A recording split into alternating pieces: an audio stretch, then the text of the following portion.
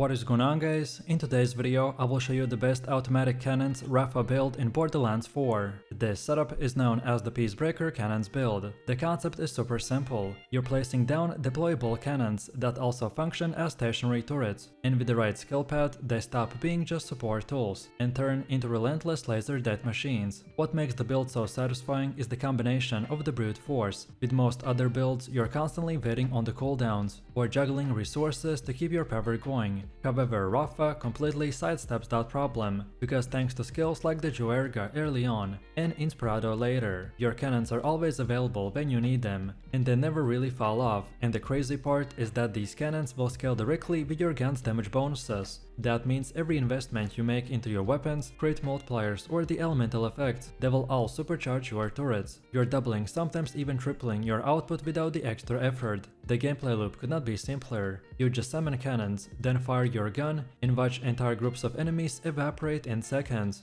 But beneath this simplicity is some wild scaling. Once you unlock the beam team capstone, things really go off the rails. Suddenly, your turrets will stop behaving like regular deployables and start acting like non-stop laser beams. They sweep across the battlefield, chaining through the mobs and punching holes in the bosses, and even shooting enemies from different angles that you aren't even aiming at. This build gives you that type of control that feels effortless yet devastating. And remember, if you want to check this build, look up the best items, the skill trees and power of building, then check my link in the description. Also, if you're interested in buying other PC or console games with 50 or 70% discount, then check out Instant Gaming. For example, I want to buy Elden Ring, so we just click on Add to Cart, then click Pay, then input our details and pay. After payment is complete, we will receive activation key, then copy and paste the key in, and it's that simple. So what are you waiting for? Click my link in the description and check out Instant Gaming for yourself.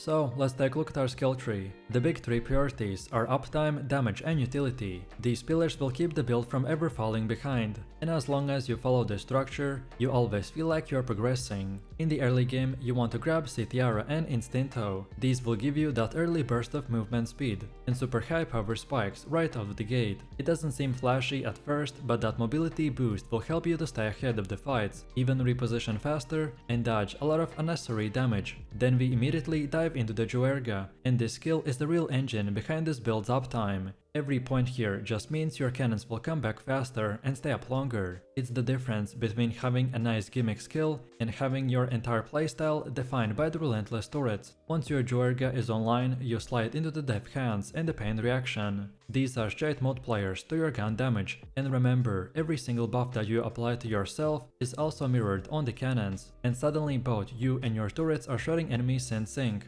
This is where the build really transitions from the decent utility to okay, this is getting broken. And then when we come to the beam team, which is the crown jewel of this tree, here you will probably wanna sink few filler points into things like the vitriol, but once you unlock the beam team, the entire playstyle will transform. Your cannons will stop feeling like support guns and instead become sweeping beams of destruction. They no longer just chip away, they annihilate. From that moment and onwards, your DPS skyrockets. Then after this, you flesh out things with the Inspirado for more uptime and sustain, and the El Acran for additional crowd control and utility. Then later, you pick up Tenorario and Soldado, which are your late game power mode players. These nodes will stack raw damage in such a way that even the higher level bosses will feel like they're made out of paper. Now, if you find yourself dying more than you like to, then here's also wiggle room to shift points into survivability nodes. You won't lose much efficiency doing this, but for most players I recommend to stick with a full aggressive setup. Overall, the Rafa build thrives when he's leaning all the way into the offense, and if you commit, then the endgame payoff is absolutely worth it.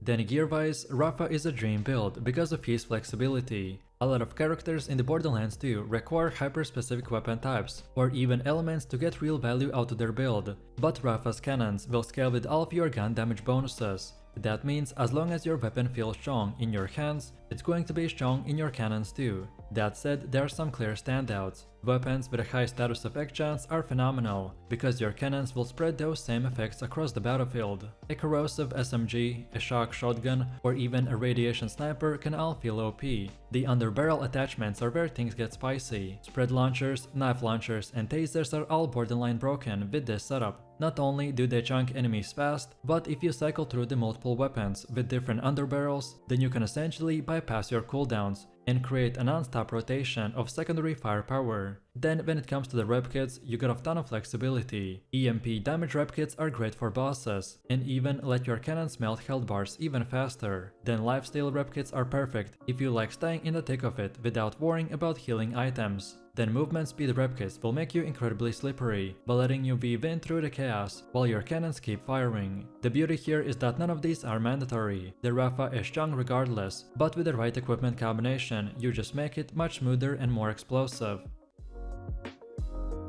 Now let's talk about upgrades and class mods. Enhancements are always going to be worth swapping based on your guns you're using. So if you're running the Jacob's crit focused weapons, then grab crit enhancements that bounce bullets or ricochet damage. Or perhaps if you're leaning into the Teddior with the throw builds, then boost those explosive values and watch your DPS skyrocket. Because Rafa turrets will scale with your weapon bonuses, you can customize your setup around whatever jobs you can find. This makes him one of the most flexible and smoothest characters to progress with. Then as for class mods, they're very hard to get, especially early on, but they are really the big thing that brings the build together in the mid game. Ideally, you want a mod that amplifies skills like the Beam Team, Pain Reaction or the Soldado. Even a small percentage boost here will translate into huge power spikes. And because Rafa is consistently fighting with both turrets and his own guns, so any mod that doubles down on uptime or the raw damage is worth grabbing. The point is that you don't need to stress about having the perfect setup. Rafa grows naturally stronger as your loot pool expands, and his kit is built to scale gracefully no matter what gear you stumble across. Then also, if you're looking for a reliable early game farming spot, then Sydney Pointy Legs in the Hungering Plain is the perfect for this build.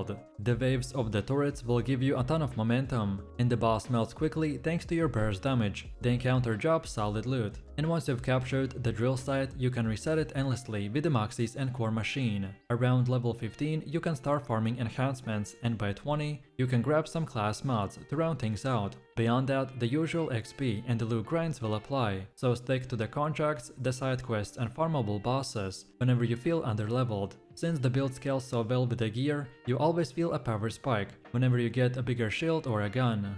And now finally, let's see how to actually play this build. The rhythm is smooth and extremely forgiving. At the start of any fight, you want to drop cannons right off the gate, as they will cover the most ground. They immediately will begin chewing through the enemies, buying you the freedom to reposition, reload or just open fire alongside them. From there you essentially enter a flow state, so cannons lay down pressure and you just fire your gun into whatever's still standing. And together, this combo will melt everything in a sight. Thanks to skills like Joerga and Inspirado, you're rarely ever without turrets. Even in extended battles, your uptime is so high that you almost forget cooldowns exist. Your survivability comes naturally, so lifesteal rep kits will keep you topped off, while your turrets will constantly pull aggro away from you. Enemies will split their focus between you and the deployables, which makes the Rafa feel tankier than he actually is. And when the bosses show up, then you stack EMP rep kits, position your turrets for maximum uptime, and unload with your strongest gun. The combination of the DPS is ridiculous. It feels like you're running a co-op session, with friends that never miss. The pacing of this build is what really makes it shine. A lot of builds in Borderlands 4 are feast or famine, so you're either are dominating or waiting around for cooldowns to reset. But Rafa avoids that entirely. His fights feel like a straight lineup upwards, so more damage, more pressure and more explosions, until the battlefield is just empty. You don't ever slow down, you don't ever stall out, and you just keep on rolling from one group of enemies to the next one.